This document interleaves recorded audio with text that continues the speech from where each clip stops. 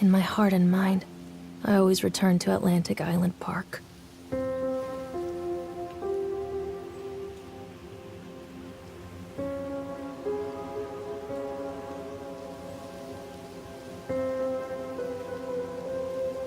Where's Mr. Bear?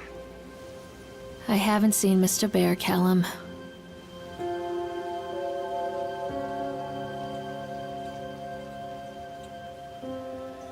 Stay in the car. I'll go and ask information.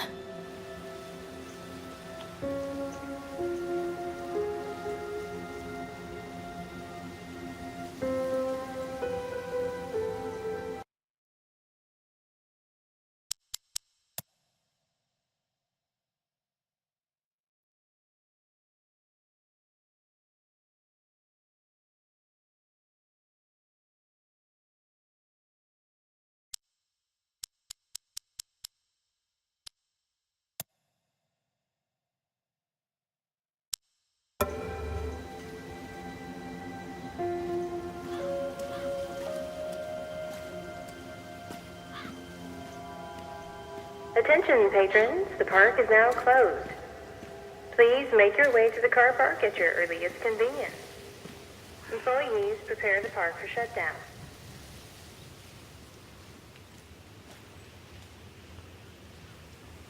Callum was born the day this place opened. This is his favorite place in the world.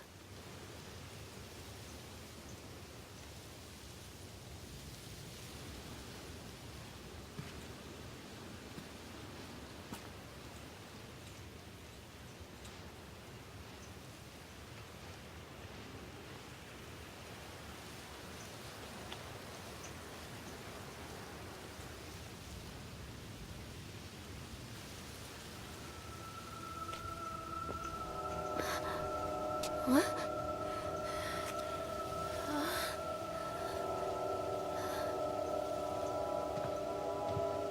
Hey, Lorraine.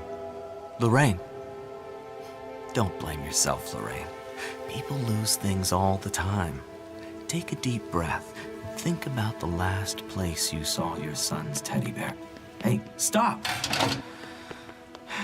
I think your boy just ran into the park. I'll unlock the gates for you.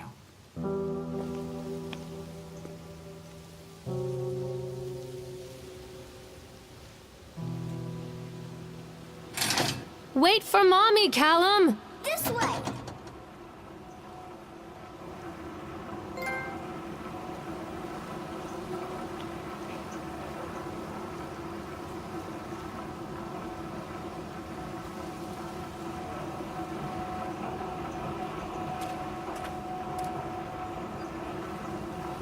There's something special about the entrance to an amusement park.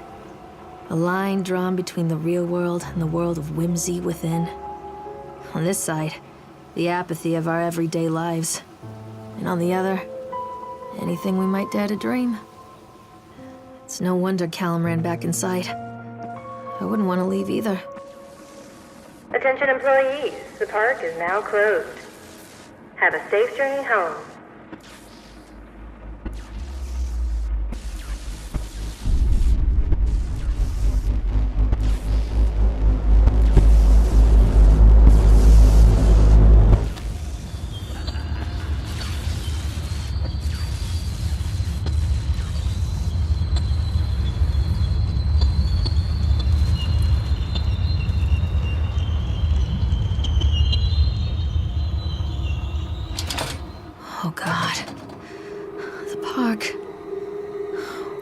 happened here.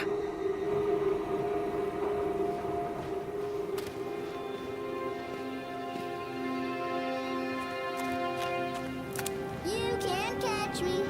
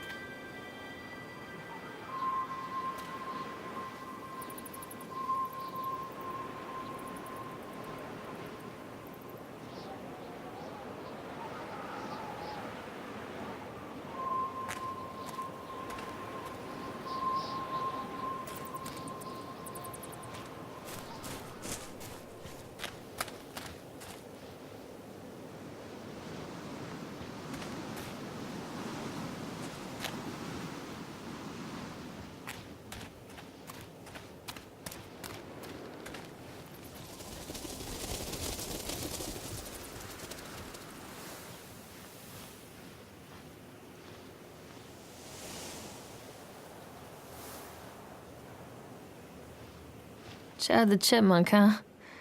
Just a drunk guy in a suit.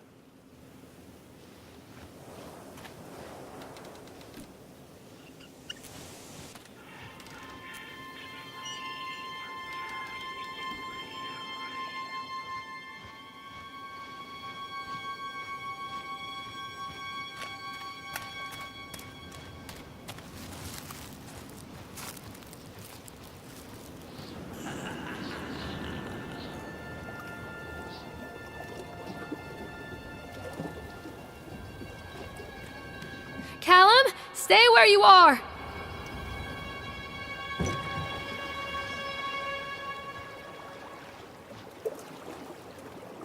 Come on, Mommy.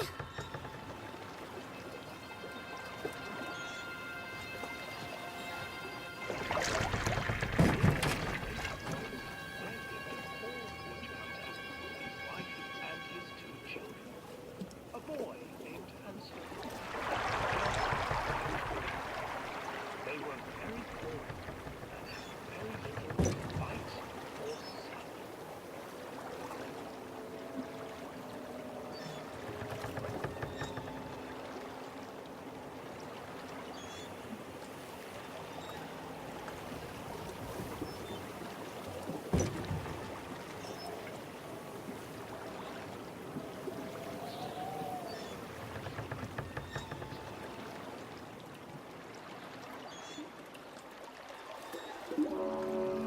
Near a great forest, there lived a poor woodcutter, his wife and his 2 children.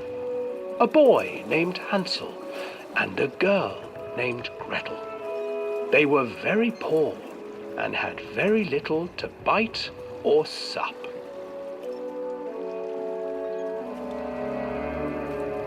"What will become of us?" the woodcutter asked his wife one night. "I tell you what, husband, we will take the children into the thickest part of the forest tomorrow and abandon them there." "No, my wife, I cannot do that," said the man. "Then we will all 4 starve, you fool." Hansel and Gretel overheard their parents talking, and Gretel began to weep.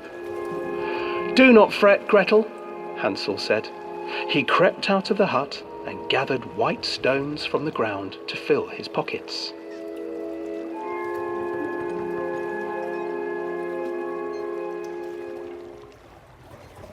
The next morning, the woodcutter leads the children into the forest. Before they leave, their mother gives them a slice of bread and warns them that they will get no more food that day. Clever Hansel leaves a trail of white stones behind them as they pass into the woods. When their father leaves them, the children wait a while, then follow the trail back to their parents' house. After receiving a thorough scolding from their parents for getting lost in the woods, the children are sent to bed without any supper. Hansel tried to sneak out and collect more white stones, but found that the door was locked. "Tomorrow I will take them into the woods myself," the wife told the woodcutter. In the morning, their mother gave them a slice of bread and led them deep into the forest once again.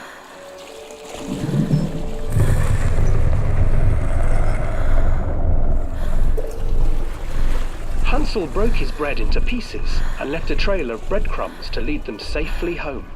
But hungry-eyed birds snatched up the breadcrumbs and his trail was destroyed.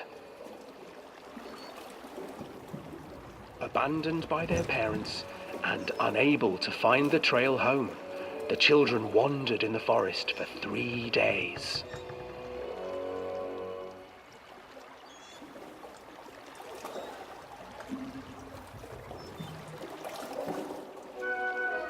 The children stumbled into a clearing with an exceedingly strange house. Its walls were made of gingerbread, and its windows were panes of clear sugar. Hansel, desperately hungry, ran forward and began to nibble on the walls.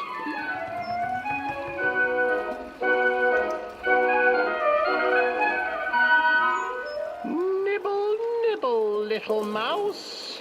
Who is nibbling at my house?" An old woman emerged from the house, sniffing the air and peering around with cloudy eyes. "Oh, you dear children, who brought you here? Just come in and stay with me. No harm will come to you." But Hansel and Gretel stayed back, for the old woman reminded them of their cruel mother. "Come, children, don't be afraid. I have something for you." The old woman offered them 2 enormous lollipops.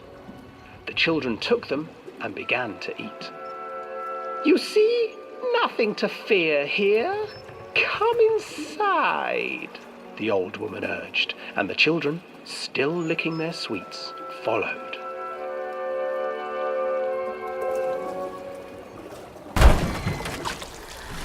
Once inside the house, the old woman changed.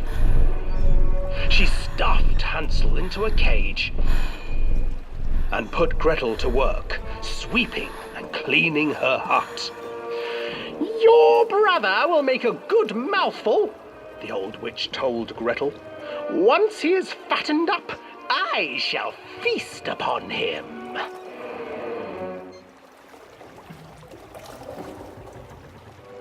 Time passed, and poor Hansel refused to eat, fearing the day that the witch would eat him. The witch, for her part, grew impatient. "Today I will cook and eat your brother, Gretel. Climb inside and light the oven."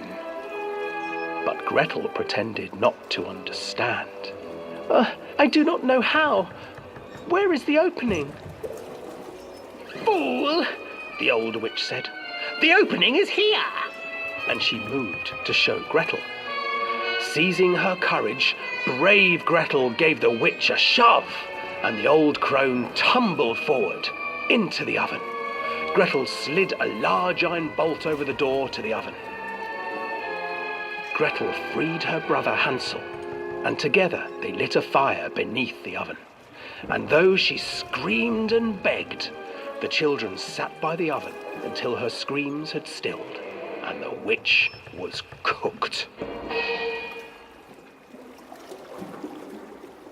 And then, because even children can't survive on sweets, they divided up the body of the old witch and ate her.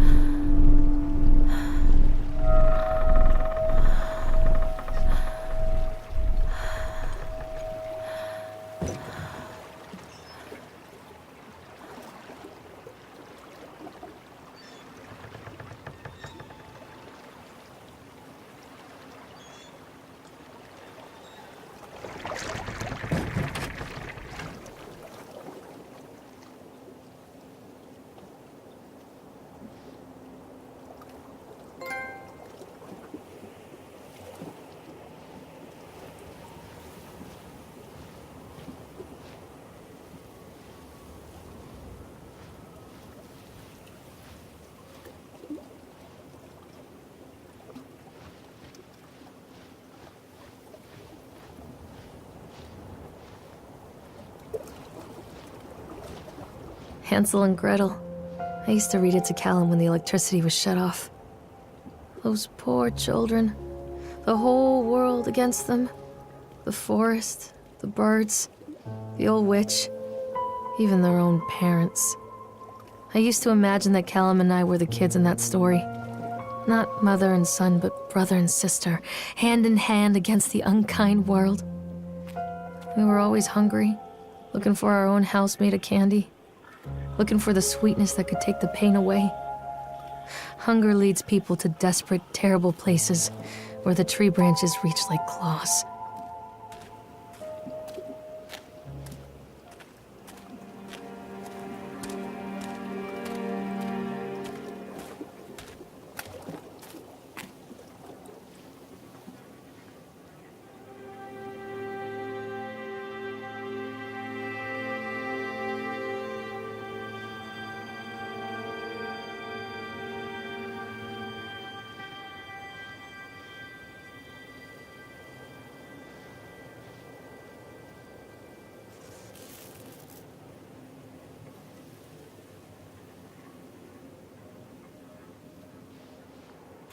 Another accident.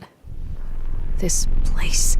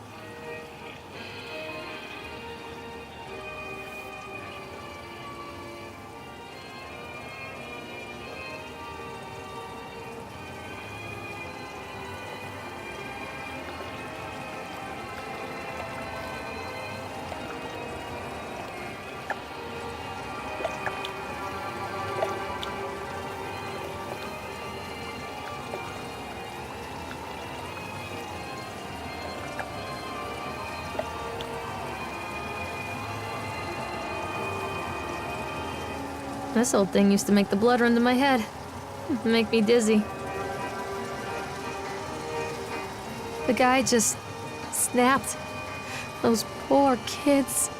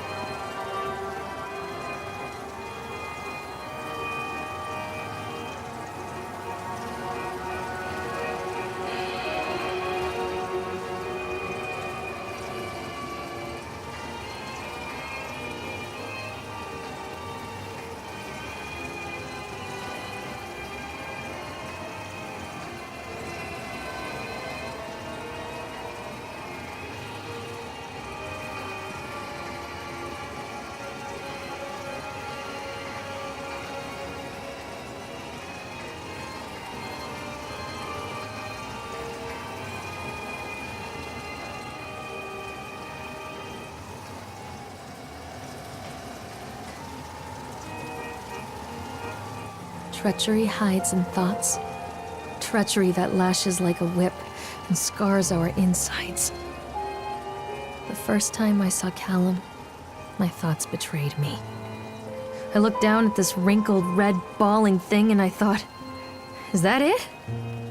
We build our world from expectations, and the world that I had built for Callum was no different. He was so real, so there, and so far from my expectations. They shattered, and as they fell in pieces, that one treacherous thought became a new foundation. All of the love that we shared, all of the warmth and goodness that followed, built on a single, traitorous thought.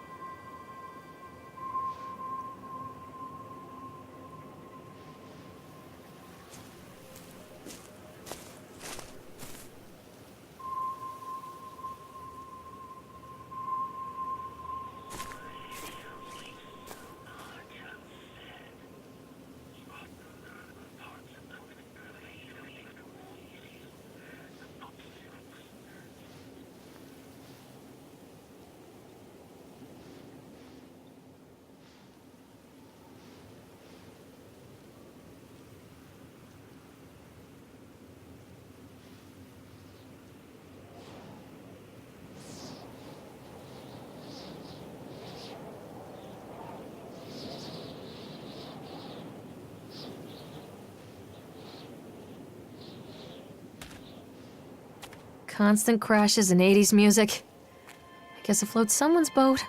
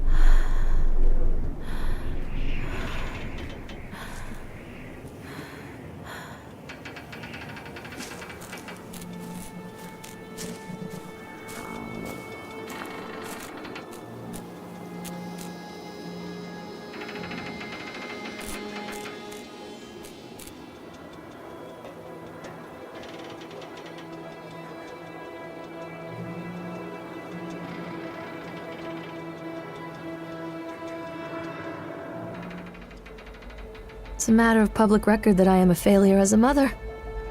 Once, when Callum was very small, I left him asleep in the car while I ran an errand. Don't even remember what it was. When I came back, the sheriff was standing next to the car, watching my boy through the window. I didn't like what I saw in his eyes. Judgment. He wrote me the ticket without saying a word, just the scratch of his pen on the notepad. When he gave it to me, our eyes met. I know what you're going through. My daughter, Helen, she just gets some help. Help was a bolt of lightning. Help was 1,000 volts surging through my veins. Help is agony. I'd rather die. I wanted to scream. I'd rather you pulled your gun and shot me. But instead my mouth said, "Yes, Sheriff."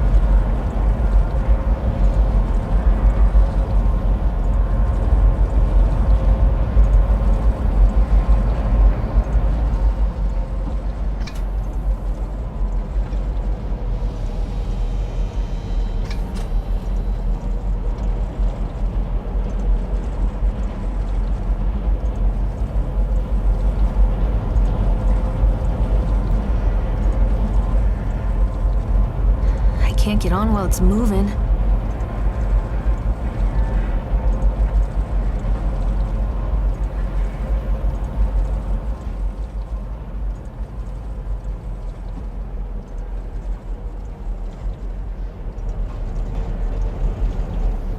I can't get on while it's moving.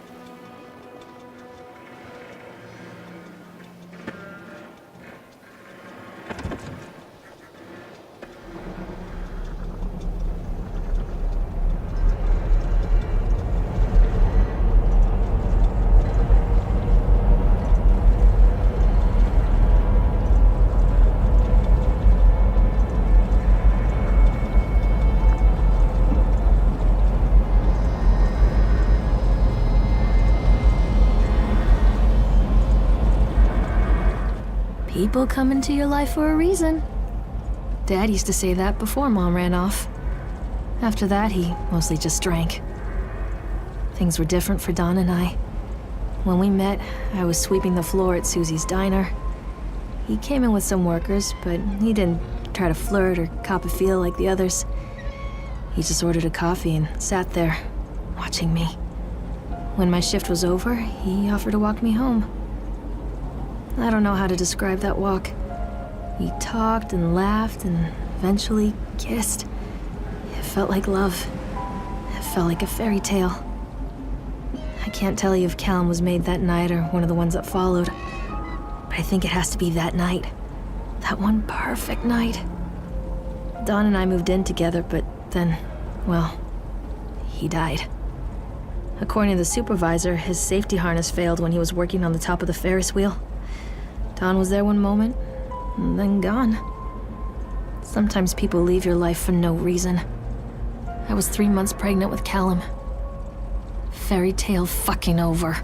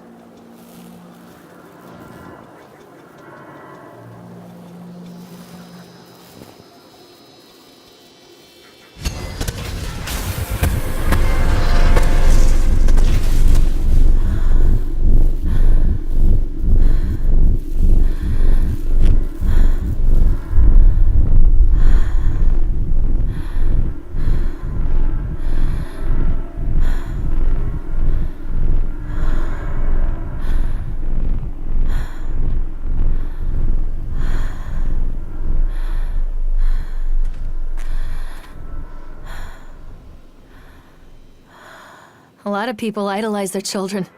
You hear them talking about their kids and just the way they talk, their fucking voices make me want to vomit. My angel likes to read, and little Johnny is so good on the piano. Fuck those people! You give up 9 months of your life carrying them, you traumatize yourself giving birth to them, and then you spend the rest of your life as their slave. Wiping asses, mopping up piss, feeding them. Little life-sucking monsters who take and take and take until... we all go insane. Any parent who pretends otherwise is just dishonest. That's called choice supportive bias. I am honest. Callum really grinds my gears, and he owes me everything. Everything. It'd serve the little fuck right if I just abandoned him.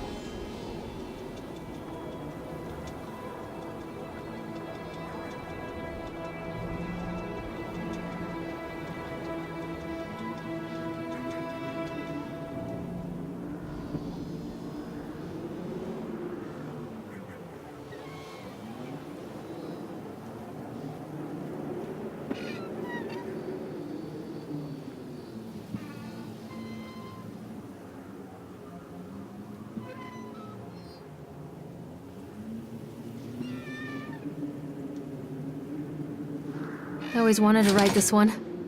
Never got around to do it before.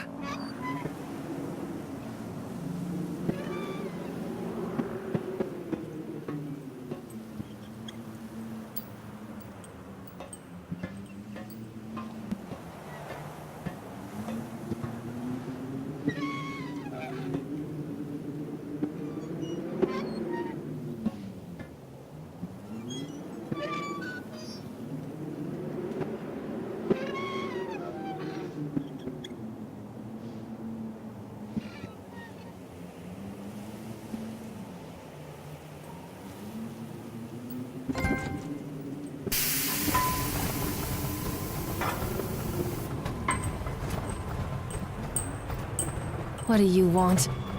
We need to talk about Callum. What do you mean? What have you done to him? That's insulting.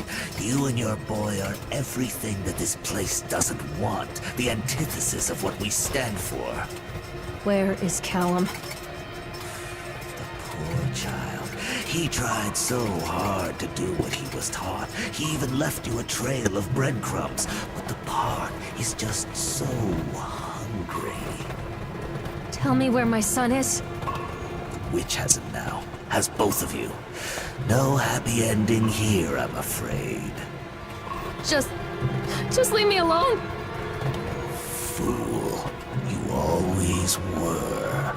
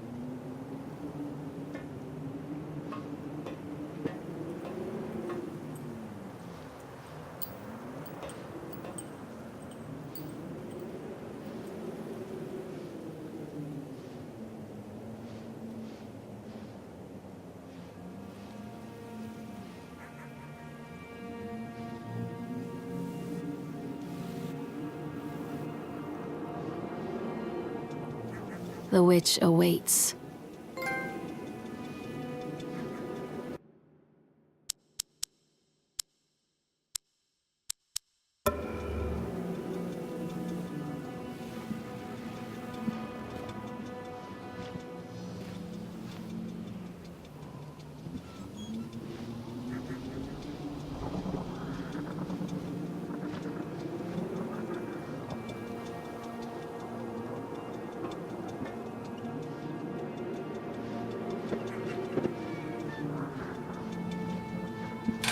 Callum has bruises on his arms, finger marks. Someone has been hurting him.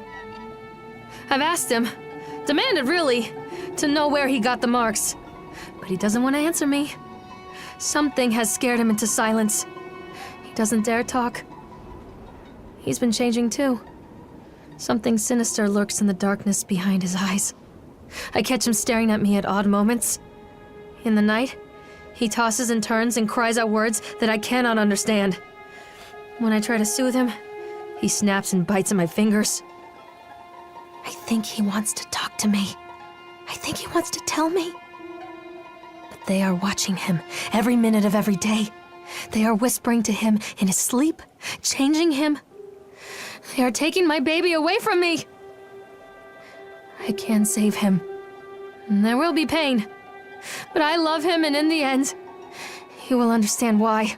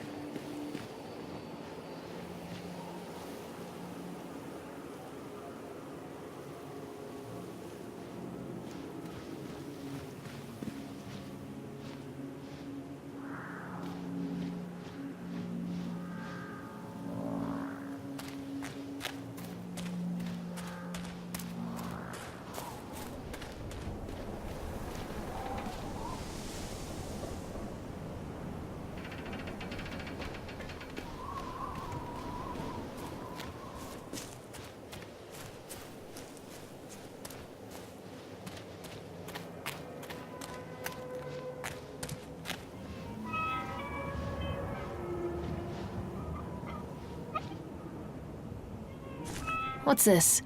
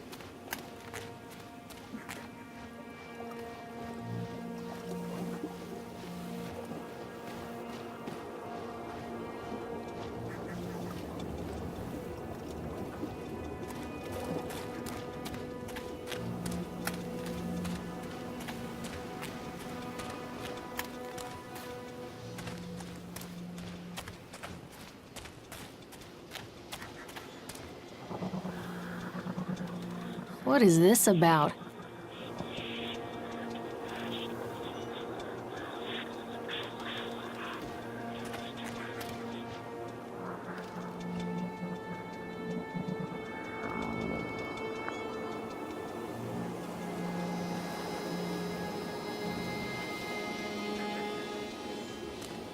I think this belongs to Callum.